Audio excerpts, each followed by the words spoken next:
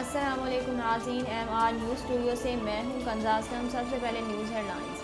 امیر جماعت اسلامی سندھ محمد حسین مہنتی نے کہا ہے کہ بلاول بھٹو زرداری اسلام آباد تک لانگ مارچ کرنے سے قبل کراچی کی فکر کریں۔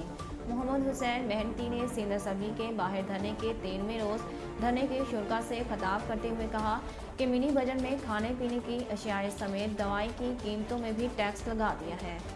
ان کا کہنا تھا کہ عوام کو بنیادی سہولتیں میسر نہیں ہیں، جیسے انہیں بجلی، پانی، گیس نہیں مل رہی۔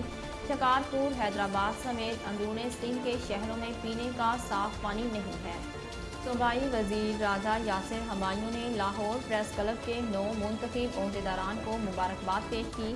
راجہ یاسر ہمایوں نے لاہور پریس کلب کے 9 منتخب صدر اعظم چودھری اور جنرل سیکرٹری عبدالمجید ساجد کو مبارکباد پیش کرتے ہوئے نیک خواہشات کا اظہار کیا۔ انہوں نے سینئر نائب صدر سلمان قریشی اور دیگر عہدیداروں کو بھی مبارکباد پیش کی۔ کراچی میں کشمیر روڈ پر دوران ڈکیتی فائرنگ سے ایک شخص جاں بحق ہو گیا۔ یہ واقعہ کراچی کے کشمیر روڈ پر پیش آیا، جہاں مسلح ملزمان نے دوران ڈکیتی مزاحمت پر فائرنگ کر کے شاہ رخ نامی شخص کو شدید زخمی کر دیا۔ پولیس کا کہنا ہے کہ ڈاکوؤں کی فائرنگ سے زخمی شاہ رخ نامی شہری کو نجی ہسپتال منتقل کیا گیا، پر کچھ دیر قبل شاہ رخ دوران علاج زخموں کی تاب نہ لاتے ہوئے دم توڑ گیا۔ وفاقی وزیر شبلی فراز نے کہا ہے کہ EVM محض مشین نہیں، ایک مائنڈ سیٹ کی تبدیلی ہے۔ وزیر سائنس و ٹیکنالوجی شبلی فراز نے صحافیوں سے گفتگو کرتے ہوئے کہا کہ EVM کسی کی ہار جیت کے لیے نہیں بلکہ شفافیت کے لیے ہے۔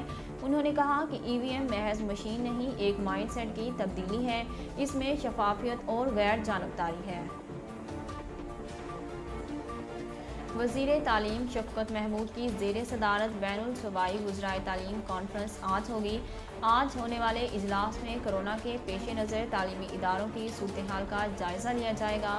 شفقت محمود کی زیر صدارت اجلاس میں تمام صوبائی وزرائے تعلیم شریک ہوں گے۔ چین نے بعض امریکی فضائی کمپنیوں کی چین کے لیے پروازوں پر پابندی عائد کر دی۔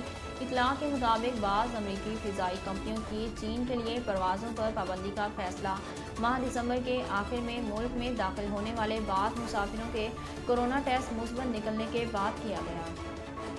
ناظرین، اب تک کے لیے اتنا ہی۔ مزید خبروں اور اپڈیٹ کے لیے دیکھتے رہیے MR نیوز۔